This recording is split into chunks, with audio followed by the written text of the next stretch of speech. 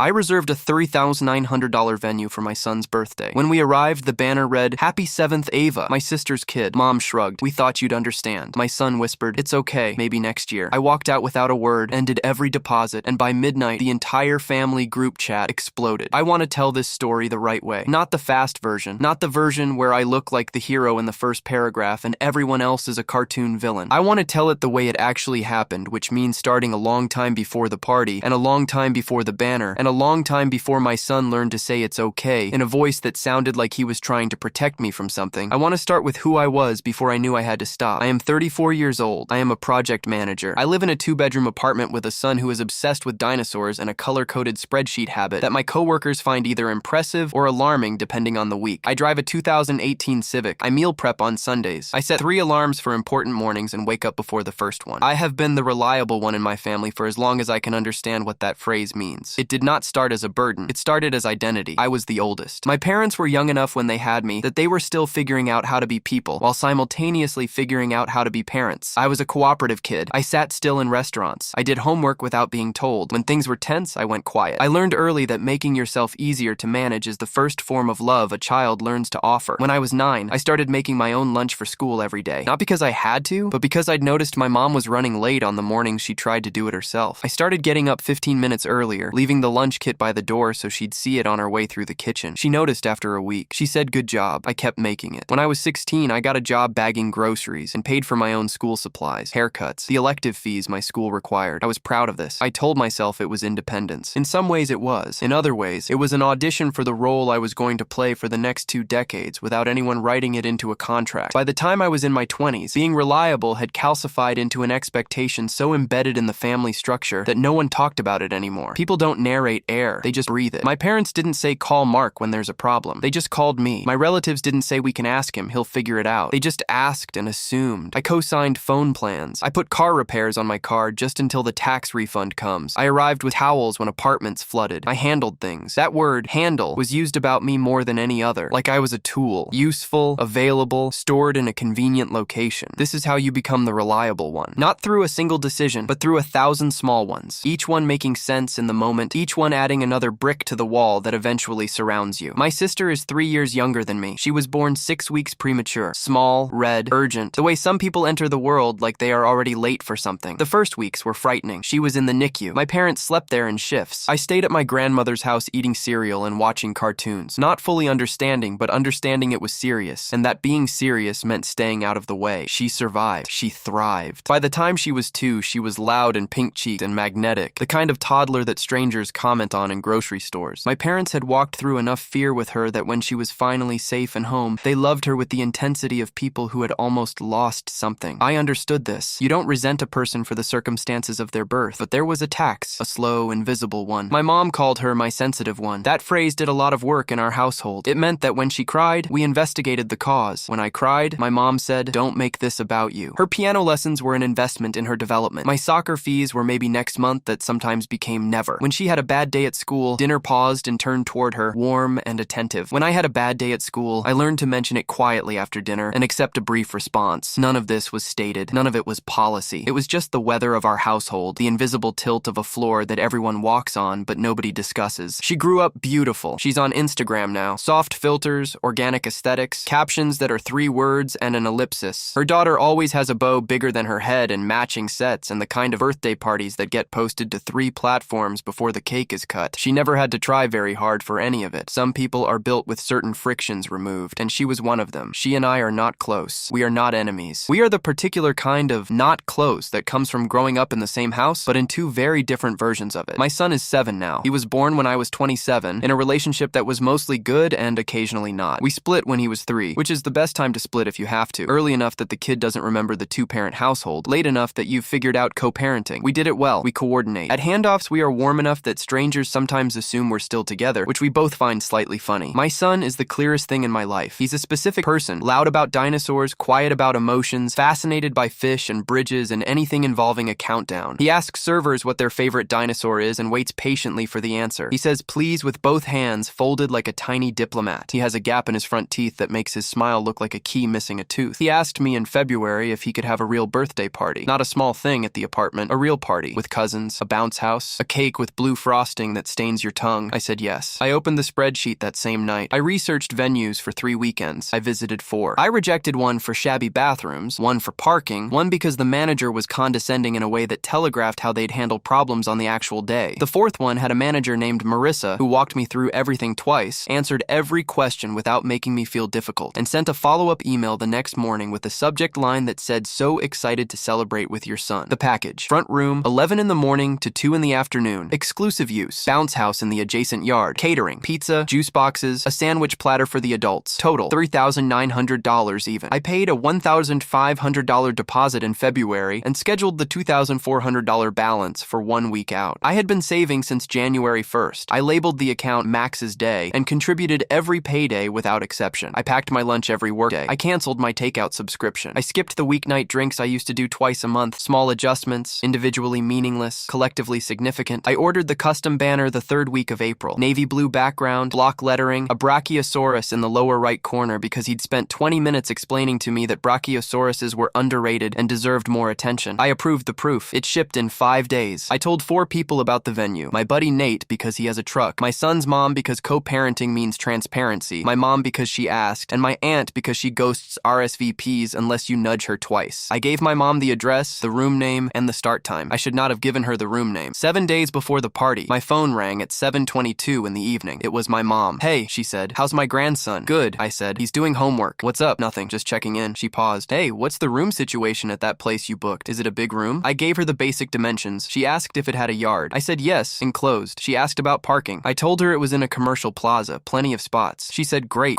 that's great. We'll be there with bells on." 2 days later, she called again, 7:43 in the evening. "Hey, your sister's park permit fell through," she said, before I even got through hello. "What park permit?" I said. She'd been planning Ava's birthday at the park. You know, the one near the community center. They dropped her application because of some paperwork issue. She's been so stressed about it. I said I was sorry to hear that. "You know how she gets when plans fall through?" Mom said. She pauses. "Hey, when you said the room seats, how many people?" I told her again. She said, in the way that means she's writing something down. 3 days after that, a Thursday, she called a 3rd time, 8:11 p.m. My son was already in bed. "Hey, I just need to know the venue you booked. It's Marissa who manages it, right? What's her last name?" I stopped. "Why do you need her last name?" I said. "Oh, Jenna wanted to look at it for a different event. I might have mentioned it. You know how it is?" I said I didn't have her last name handy, which was true. I didn't recall it off the top of my head. "No worries," she said. "I'll look it up." She hung up. I stood in my kitchen holding my phone and looking at the refrigerator for about 30 seconds. Something had pinged in my chest. Not alarm, not quite. More like a note out of tune. A small recognition that sat in the back of my mind and whispered something I didn't want to hear. I chose not to hear it. 2 days later, a group text arrived. My mom, my sister, my aunt. A burst of pink heart emojis, balloon emojis, a confetti icon, then a link to a Pinterest board titled Ava's Lucky 7. Pastels, balloons, a cloud cake with rainbow sprinkles. I stared at it for a long time. I typed, "Looks cute. See you Sunday for Max's party." My sister replied immediately, "We wouldn't miss it." My mom sent a thumbs up. I put my phone down and went back to the document I was reviewing for work. I had the folder open on my second monitor. Party logistics. Everything confirmed. Everything organized. I told myself the ping in my chest was nothing. I was wrong. I stayed up until 11:45 the night before the party. Not out of anxiety, or not only anxiety. I stayed up because there were things to do, and I wanted them done. I ironed his shirt. It's a cotton shirt with a T-Rex on a skateboard that he picked himself at a store in March, pulling it off the rack with the confidence of someone who has found exactly the right thing. I ironed it carefully, checking the collar, hanging it on the doorknob of his room so it would be the first thing he saw when he woke up. I loaded the car with the things I was bringing. The banner, rolled in a tube, labeled with a marker. The box of party favor bags I'd tied with orange string because Max had said orange felt fast. The extra napkins I'd bought because my family reliably underestimates how many napkins a children's party requires. The electric pump for the decorative balloons. The card from his mom that she'd dropped off that afternoon. I confirmed the vendor contacts one more time. I texted Nate to confirm he was coming in the morning to help set up. He sent back a thumbs up and a dinosaur emoji. I put the lighter on the kitchen counter next to the candles because I knew someone would ask me in the last 3 minutes before the singing started where the lighter was, and I wanted the answer to be on the counter. I went to my son's room to check on him around 10:30. He was asleep on his side, one arm curled under his pillow, the Lego dinosaur he'd built last week sitting on the nightstand watching over him. I stood in the doorway for a moment. 7 years. 7 years of 2 bedrooms and packed lunches, and the specific terror of watching someone small be sick, and the specific wonder of watching someone small learn things. 7 years of pickups and drop-offs and bedtime and permission slips and the small serious negotiations of raising a person. He deserved a good day. I went to bed at 11:45. I set the alarm for 6:30. I woke up at 6:12. He was already awake when I came out of my room. He was at the kitchen kitchen table in his pajamas with a bowl of cereal, which he pours with a level of ambition that consistently exceeds his motor control, so there was cereal on the counter. He looked up and said in a voice still thick with sleep, "Is today the bounce house day?" "Yes," I said. He ate in silence, which is unusual for him and means he's thinking hard about something. After a few minutes, "Do you think Tyler can come early to help set up?" Tyler is his best friend from school. I told him Tyler's parents were bringing him at 11. He nodded seriously. "Okay, I'll save him a good spot." He went to get dressed. He appeared in the hallway a few minutes later in the T-Rex shirt, shoulders back, chin level, the posture of someone who is dressed correctly and knows it. He turned a slow circle in the kitchen. "Do I look fast?" he asked. "The fastest," I said. He examined himself in the small mirror by the door, adjusting a wrinkle on the sleeve that I was fairly sure only he could see. We left at 10:15. The drive was quiet and comfortable. He had the passenger window cracked 2 inches and held his hand out into the airstream, tilting his palm to catch the wind. He does this on most car rides. I've never asked why. Some things belong to a kid without explanation. He asked if the pizza would be the kind with the bubbly crust. I said yes. He said good. That's the kind that's worth it. I felt the particular brightness that a good morning gives you when you are not yet old enough to distrust it. My chest was light. The sun came in sideways through the windshield. We were 8 minutes away and everything was organized and every small thing was ready. I pulled into the lot at 10:28. My son spotted a crow on a parking divider and stopped to watch it with complete attention. "Come on, buddy," I said. He said, "It's looking at me like it knows me." I said, "Crows are very smart." He thought about this. Then he came. We pushed through the glass doors. The lobby was warm. Pale wood floors, track lighting, the faint smell of a cleaning product that was trying to smell like nothing. A tall plant near the reception desk that was either real or a very committed fake. I could see the front room from the lobby. The doors were open, 2 sets of them, wide, inviting. The room beyond was already lit, already set. I walked 3 steps before it registered. The color was wrong. The room was full of pink and rose gold, the soft saccharine palette of someone else's vision. Balloon clusters and blush and champagne. A table runner that caught the light with some kind of foil. A cake on a pedestal table near the back wall. A 2-tiered affair with a glitter 7 on top. Garlands of paper flowers in pink and white looping from the windows. And the banner, stretched across the far wall in rose gold script with white backing. "Happy 7th, Ava." I stopped. My son bumped gently into me from behind. He looked up, then looked ahead, following my eye line. The banner had a little princess crown over the exclamation mark. A woman I didn't know was near the window arranging cupcakes on a tiered stand. She had a catering apron. She glanced over when we came in, did a quick assessment, and said, "Are you the uncle?" Her tone was breezy, the way you say something when the situation is already settled and you're just filling in the details. I didn't answer. My son said, from beside me, in a voice I'd never heard him use before, "Dad, that says Ava." "Yes," I said. "It does." My mom came in from the hallway to the left, the one that led to the restrooms and the caterer's entrance. She was carrying a gift bag and wearing the expression she wears when she has already decided how things are going to go and is just waiting for everyone else to catch up. "There you are," she said, as though we had been the ones keeping her waiting. "We thought you'd understand." I looked at her. Then I looked at the banner. Then I looked at the woman with the cupcakes. Then I looked at the room. Every inch of it, someone else's celebration, someone else's palette, someone else's name in gold script on my wall. My sister came in from behind my mom, sweeping through the door in a seafoam sweater and the particular energy of someone who has successfully executed a plan and is now available to receive congratulations. "Oh my gosh, you're here," she said, airy, warm, her voice carrying the bounce of someone entirely at ease. "Isn't it perfect?" She gestured around the room with both hands like a presenter revealing a prize. My son's hand found mine, small and steady. He looked up at me. His face did something very careful. He was reading me. "It's okay," he whispered. "Maybe next year." He was 7 years old and already managing my emotions for me. He was 7 years old and already knew the sentence for when something that was supposed to be his gets taken. He had already filed it somewhere in his understanding of how the world worked, available and ready, like a tool you keep around because you've needed it before. I felt something shift, not crack, not break. Something older and more structural than cracking. The way a foundation settles when it's been asked to hold too much, and the settling changes the shape of everything built on top. I let go of his hand and walked to the manager's desk. There was a different person there than Marissa, someone covering, I assumed, a young woman with a Venue polo and a clipboard of her own. She looked up when I approached. Something about my expression made her look quickly, then look again. She reached under the desk before I had said a word. She set the clipboard on the counter and slid it toward me. "Your name is on the front room reservation," she said quietly. I said yes. She pointed without touching. "Front room, exclusive use, 11 a.m. to 2 p.m. Standard event contract." My signature at the bottom, a clean blue ink signature I'd written with the pen Marissa had left on the counter the day I came in to pay the balance. My card number on file, every line filled. She looked at me steadily, not pityingly, more the way a witness looks, present, attentive, giving me room to do what I was going to do. I said, "Thank you." She said, "I'm sorry for the confusion." I said, "It wasn't your confusion to manage." She nodded. She kept holding the clipboard out and I took it. I stood there for a moment holding the clipboard and looking at my name and my signature and the phrase exclusive use and thinking about what those words meant and what they had apparently not meant to everyone involved in this situation. Then I walked back into the front room. The room had filled slightly in the few minutes I'd been gone. My aunt had arrived. I could see her near the window, already with a drink, already in conversation with one of my sister's friends. My niece was running near the entrance to the bounce house yard in a pink party dress, trailing a streamer. She was laughing and didn't notice me. She was just a kid. She was just a 7-year-old in a pink dress at a party. None of what had happened was her fault. My son had stayed near the lobby. He was standing just inside the door, watching. "Mom," I said. She was across the room, rearranging a cluster of balloons that didn't need rearranging. She turned with a practiced smile, the kind that is already positioned to absorb whatever is coming. "You need to take it down." She tilted her head 1 slow degree. "Mark, don't make a scene." "I'm not making a scene," I said. "I'm asking you to remove a banner from my son's party room." She sighed, the sigh of someone who has prepared for this conversation and decided in advance to find it exhausting. "It's not just his room. We needed the space. Jenna's permit fell through, you know that." You thought you'd use the room I paid for," I said, without asking me. "We thought you'd understand," she said again, "like the second time would sand off the edges of the first. You're so organized. You always figure something out." My sister stepped in from my left. She'd been near the cake table straightening the topper, and she approached now with the smooth efficiency of someone who has been listening and waiting for her cue. She put a hand on my arm, briefly. Warmth performed rather than felt. "Oh, come on." She was so excited. "We didn't think you'd actually mind. It's basically a joint party. Win-win." I looked at her arm on mine. Then I looked at her face. "Who agreed to that?" I said. "Mom said you wouldn't mind." She said it without flinching, like it was a reasonable answer, like a third party's assumption was sufficient contractual authority. "Mom said you wouldn't mind." She heard herself say it. She adjusted slightly. You know how sensitive she is. When the park canceled, she was devastated. She cried for an hour. We had to do something. There it was, sensitive. The word that moved mountains and money and apparently venue reservations. "You've always been the generous one," my mom said, in the tone she used when she was offering me a description of myself as an incentive to be that description. "Don't change now. It's just a banner. It's not worth making a scene over a banner." I looked at my son. He was still near the door. He was watching me with that particular steadiness, the careful stillness of a kid who has learned that the best thing he can do in certain moments is be very small and very quiet. He'd already said it's okay twice. He was 7 years old. He was wearing a dinosaur shirt he'd chosen himself. He had been asking about the bounce house since March. He shouldn't know the sentence for when something gets taken from him. He shouldn't have it ready. He was 7. I looked at my mom. I looked at the rose gold banner. I looked at the glitter 7 on a cake my son had never ordered. "Okay," I said. My mom's face shifted into relief. My sister exhaled, turning back toward the table. My aunt topped off her drink. The room resumed its orbit. I went to my son. I crouched to his level. "Come on, buddy," I said. "Let's get some air." He came without argument. His sneakers made small, careful sounds on the pale wood floor as we crossed to the lobby. "Mark," my mom called after us. Her voice had a new texture, something between authority and uncertainty. "Don't be childish." I didn't answer. Not because I had nothing to say. I had too much. I had 30 years of things to say, and none of them would land the way I wanted them to in that particular room on that particular morning. I needed words I could live with afterward, and those words required a different kind of space than this. There was a small aquarium near the lobby entrance, rectangular, about knee height, set on a low table beside the reception area. I hadn't noticed it when we came in. My son went to it immediately, pressing both palms against the glass the way he approaches all animals, attentive, patient, entirely without self-consciousness. There was an orange fish inside. One. It looped in slow ellipses near the bottom of the tank, touching one corner, reversing, heading toward the other. It had the measured, unhurried quality of something that has no concept of urgency. My son watched it for a long time. "Is it happy?" he asked finally. "I think so," I said. "It's doing what fish do." He considered this. He pressed his nose lightly against the glass. The fish completed another loop. "Do fish get lonely?" he asked. "I don't know," I said. "Some scientists think they do." He was quiet for a moment. Then he said, "I hope it has friends in the back." He stepped back from the aquarium. He looked up at me with a directness I find both straightforward and sometimes difficult to meet. "I'm okay, Dad," he said. "I'm really okay." "I know you are," I said, "but you shouldn't have to be." He thought about this. He nodded, slowly, in the manner of someone filing a point away to consider later. I took out my phone. I called the venue's main booking line. I had the number saved in my phone under Party Logistics, next to Marissa's email address and the caterer's contact. The line rang twice. A coordinator answered. I gave the booking number. She found it quickly. I said I needed to cancel. She paused. "Cancel the full package?" "Yes," I said. "The catering order, the bounce house rental, the safety host, the room extension I'd added in February. All of it." She said she'd have to document the reason for internal records. "Unauthorized modification of the reserved space," I said. "The room was set up for a different party without my knowledge or consent." She made a note. She walked through the items one by one, reading them back to me. Catering, confirmed canceled. Bounce house, confirmed canceled. Safety host, confirmed canceled. Room service extension, confirmed canceled. Remaining balance charge will not be processed. Deposit status will be reviewed. I said, "I'll be disputing the deposit with my card as well." She said, "I understand. I'm sorry this happened." I said, "It's not your situation to apologize for." I hung up and called my credit card. The automated system got me to a dispute specialist in about 90 seconds. I explained the situation: reserved venue, unauthorized room modification, exclusive use contract violated. The specialist asked for the venue name and booking dates. I had the contract screenshot in my phone. I read the contract number. She said she'd flag it for review and that I'd hear within 3 business days. I thanked her and hung up. 11 minutes. I checked the time on my phone. It had been 11 minutes from the moment I started the first call to the moment I ended the second one. 11 minutes to undo 4 months of planning, 5 months of saving, and 30 years of being the person who absorbs things quietly so other people don't have to absorb them at all. I stood in the lobby for a moment with my phone in my hand and my son next to me watching the orange fish make another loop. I put my phone in my pocket. The day, I thought, is not over. It has just changed shape. On the way out of the lobby before we reached the glass doors, my son looked up at me. "Can we still get blue frosting cake?" he asked. "2 slices," I said. His face shifted into something warm and resolved, the expression of someone who has just received exactly the information they needed. He pushed through the door. I followed. In the parking lot, he said, "Can I get a Lego set?" I said, "Yes." He said, "This is actually turning out pretty good." I said, "Yeah, I think it is." He kicked a pebble. He watched it skip across the asphalt and come to rest near a painted line. He considered it for a moment with the scientific attention he gives to things he's decided are worth studying. Then he climbed into the car. I drove. We went to the park 3 blocks from the apartment, the one with the long wooden slide, the rope bridge that sways when you run across it, and the field behind the trees where the grass gets long enough to feel hidden. He ran the bridge at a walk, then faster, then at a full sprint, until it swayed so much that 2 teenagers on a nearby bench looked up from their phones and watched, and laughed when he made it across and pumped his fist. We went to the slide. He demanded a countdown every single time, standing at the top with both hands on the rails, waiting with exaggerated patience. 3, I said. 2, 1, T-Rex. He launched. He went down maybe 20 times. He never stopped laughing. We found a bench in the shade. I had the Lego kit in a bag from the car. A dinosaur set I'd bought 2 weeks ago and was saving for later. He opened it with the precise, controlled excitement of someone who is trying very hard not to scatter the pieces. He built for about 40 minutes, asking occasional questions about which part connected where. When he was done, he looked at it. "The legs are backward," he said. He considered this for a moment. "That's a mutation." He said it with finality. "Mutations are interesting." He held it up so I could see. The dinosaur stood at a slight angle, its backward legs giving it a lurching, heroic quality, like it was striding into something difficult and didn't care. "It's great," I said. I meant it. He named it Parkasaurus. Then he pulled out the grocery store cake. Small, single-layer, blue frosting, the shade that stains permanently. He ate the corner piece with complete commitment. He got frosting on his cheek and left it there. "Why aren't you wiping it off?" I asked. He looked at me like the answer was obvious. "It feels like war paint," he said. I laughed. "The easy kind. The kind that arrives because something is genuinely funny and you are genuinely present for it." The sun moved through the afternoon. The shade shifted. A toddler somewhere squealed. The ordinary chorus of an ordinary Saturday. Unremarkable and sufficient and entirely ours. My phone went off at 3:04 p.m. I'd put it face down on the bench. When I picked it up, there were 43 missed calls. 43, which is a number that does not happen by accident. It happens when multiple people are calling simultaneously, and each one calls back after going to voicemail. It happens when a group of people has decided you owe them something, and they have designated the phone as the collection mechanism. My mom, 11 times. My sister, 8. My aunt, 4. My dad, twice. Several relatives I see at holidays. 1 unknown number. I put the phone back in my pocket and watched my son introduce the Parkasaurus to a pigeon. At 5:18 p.m., I checked the group chat. It had been active since 12:47 p.m., moving in waves. First, the disorganized emotional burst, then the briefings as others arrived and got caught up, then my mom's long paragraphs, which she writes when she's trying to establish a narrative. My mom, 12:47 p.m. "I don't know what has gotten into your brother, but what he did today was cruel and selfish, and I am deeply hurt." My sister, 12:51 p.m. "Ava is asking why it's not her party anymore. What am I supposed to tell her?" My aunt, 1:02 p.m. "I have never seen behavior like this in this family. You need to call your mother immediately." My dad, 1:16 p.m. "This is not how we handle things. You owe everyone an apology." My sister, 1:33 p.m. "My friends were there. Do you have any idea how embarrassing that was?" My mom, 1:44 p.m. "When you were born, I told your father we had a special one. So calm, so responsible. I never imagined you would grow up to be this kind of person, to ruin a child's birthday over a room." I read that last one twice. I thought about the contract at the manager's desk, front room, exclusive use. I thought about the banner in rose gold cursive. I thought about my son standing near the door in his T-Rex shirt, managing my emotions for me at 7 years old. I could see what was happening in the chat, and it was not what it appeared to be. The messages were not a family processing guilt. They were a family constructing a story where they hadn't done anything requiring guilt. The original facts, "we used your reserved room without asking," had been replaced with a more comfortable narrative. Mark overreacted. Mark ruined a child's birthday. Mark has become cold. I did not reply. I closed the chat. She arrived at 7:09 p.m. I was washing dishes when the doorbell rang. My son was on the couch watching a nature documentary about prehistoric oceans, which he had requested specifically because he wanted to see if the program got the mosasaur proportions right. He did not look up when the bell rang. I dried my hands. hands. I looked through the peephole. My mom, she was standing on the doormat with her purse held at a careful angle and her expression arranged into something between wounded and determined. The combination she deploys when she has decided to be reasonable and also needs you to know how much the reasonableness is costing her. I opened the door. I left the chain on. She looked at the chain. She looked at me through the gap. "Mark," she said, "can we talk?" "You can say what you need to," I said. From there, her jaw tightened briefly. Came, relaxed. "Fine," she said. "I want you to understand how this has affected your sister." I waited. She was blindsided today. She didn't expect you to. She didn't think you would actually cancel everything. She thought you'd be reasonable. I thought you'd be reasonable. I looked at her. "I was reasonable," I said. "I was 11 minutes of phone calls and a credit card dispute. That's extremely reasonable." "That's not what I mean." She shifted her purse. "What I mean is that there was a way to handle this that didn't involve scorched earth, that didn't involve canceling the catering and leaving us without food, that didn't involve—" "Mom," I said, "I booked the room. I paid for the room. My name was on the contract. You went to the venue, told them you were part of the booking, and had the room decorated for a different party, without calling me, without asking, without a single conversation." She opened her mouth, closed it. "Jenna's park permit fell through," she said. "We were in a bind. You have always been so capable of handling things. We thought you'd find a solution." I let the silence sit for a moment. "You assumed I would give up my son's reservation so your daughter's party could use it," I said. "And when I didn't, the story became that I had ruined everything. Not that you had taken something, that I had ruined it." She looked at the floor, then back at me. "That's not how it happened." "It's exactly how it happened," I said. "I have the contract. I have the receipts. I have the confirmation numbers. I am a project manager. I keep things documented." She was quiet. "You used to be so generous," she said. Her voice had dropped into something softer, which meant she was switching tactics. She was entering the register that was supposed to make me feel like I was losing something valuable if I didn't comply. "You were always the one who found a way." I bragged about that. "I told people that about you." "I'm still generous," I said. "With people who treat my generosity as generosity and not as a resource, they can allocate without asking me." Her face moved through something. Confusion, hurt, and then briefly, something that looked almost like recognition, like a person catching a glimpse of something in a mirror they hadn't expected to see. Then it closed again. "I don't know what's happened to you," she said. "I'm clear," I said. "That's not the same thing as changed." She stood on the doormat for another few seconds. She said, "Your sister is going to want an apology." "I'll take that under advisement," I said. I closed the door, gently. The latch clicked without force. I stood on my side of it for a moment. Then I went back to the kitchen and finished washing the dishes. The group chat had reached 200 messages by 11:47 p.m. I know because I checked it once before I tried to sleep, the way you sometimes prod a bruise to confirm it's still there. I did not read all 200. I read enough to understand the shape of the evening my family had spent in my absence. The messages had evolved in the way these conversations do, which is to say they had not processed anything but had reorganized it into a form they found more comfortable. The original facts had been smoothed over and replaced with a usable narrative. My aunt had argued I'd been influenced by my son's mom, who she's never liked. My cousin Ginny, who speaks once a year at most, weighed in with something about children first, which I found rich. My dad had tried diplomacy and then just sided with my mom, which is what he does after the first hour of any conflict. My sister posted a photo at 8:13 p.m. The venue's front room, the rose gold banner across the back wall, my niece smiling in her pink dress, a slice of glitter cake on a plate in the foreground. She captioned it, "Family is everything." I stared at that photo for a moment. Then I put the phone face down on the nightstand. Before I turned off the light, my son appeared in the doorway. Pajamas, rumpled hair, the small Lego dinosaur in his hand. "You're still up," I said. "I was thinking," he said. "What were you thinking about?" He came to stand beside the bed, considering. He said, "If you could name any dinosaur, what would you name it?" I said, "The Maxosaurus." He smiled, the gap-toothed smile that takes over his face before he realizes how complete it's become. "That's a good name," he said. He stood for another moment. Then, "Dad, can 7-year-olds have pancakes for dinner?" "Tomorrow, yes," I said. He considered this. He nodded. Then he went back to his room. I turned off the light. I did not go to the family meeting my mom called for the following Tuesday. She sent a photo of the living room. Chairs in a circle, the configuration she uses when she wants a conversation to feel balanced while actually being orchestrated. She captioned it, "Your choice." I left it on read. I did not call my sister. I did not compose the thoughtful email or the careful text or the phone call where I tried to be fair to everyone, including myself. I had done those things many times before. I knew what they accomplished. What I did instead, I set up an automatic transfer to my son's college fund. I had been meaning to do it for months. I logged in and set it for the first of each month. Modest, consistent. That's how things get built. I made a list on a sticky note and put it on the refrigerator. It said, "Things we have because we're not paying other people's bills." I wrote the park, the slide, pancakes, blue frosting, Lego. My son added extra sprinkles in large, uneven letters. I booked a camping trip for August. I'd been wanting to go for 2 summers. I found a site with a small lake and booked it before I could think of a reason not to. I blocked my family on Venmo, not dramatically, practically. Requests had been arriving in that channel disguised as notifications, and I was done being surprised by them while I was doing other things. My sister texted privately 10 days later. 3 paragraphs containing the phrase, "not my proudest moment," which is as close to an apology as someone everyone gets when they don't quite believe they owe one. She said she hoped we could move forward. I wrote back, I hope you find a good venue for her next party. Give her my love. I meant both sentences. My mom called on a Sunday 3 weeks out. I answered, which surprised us both. She said, I think I rely on you too much. She said it carefully, the way someone says something they've rehearsed. I expect things from you that I don't expect from other people, and I don't think that's fair. I said, I think that's right. She was quiet. Then, are we okay? I said, we're at the beginning of okay, which is different from okay. She said she could work with that. I said, so could I. Before she hung up, he really did look fast in that shirt. I said, he really did. The party was not what I planned. It was smaller and less organized, and there was no bounce house, and the cake had no candles because I'd left them on the kitchen counter where I put them, so someone would know where they were. But he went down the slide 23 times by his own count. He named a dinosaur species. He decided his frosting was war paint. He watched an orange fish loop in slow circles and wondered if it had friends. He got to be 7. All of 7. Without being managed or adjusted or told to wait or to understand or to take the smaller room or to say it's okay when he didn't mean it. I think about what my son knows at 7. He knows that when someone offers you a party and then takes the room, you say it's okay because you have already learned that this is the safest response. He knows this, and he shouldn't, and the fact that he knows it is something I carry. I also know this. He went down the slide 23 times, and every single time he asked for a countdown, and every single time I gave him one, and every single time the moment before he launched himself, he looked exactly like a kid who has the whole afternoon ahead of him and nowhere else to be. 3, I said, from the bottom of the slide. 2, 1, T-Rex. He went down the slide. He was still laughing when he hit the bottom. That was his birthday. That was the whole thing. The real thing. The part that mattered. By midnight, 200 messages in the group chat. I left them unread. My mom's last text, you ruined everything. My son, still up, frosting dried on his cheek. Dad, can 7-year-olds have pancakes for dinner? I said yes.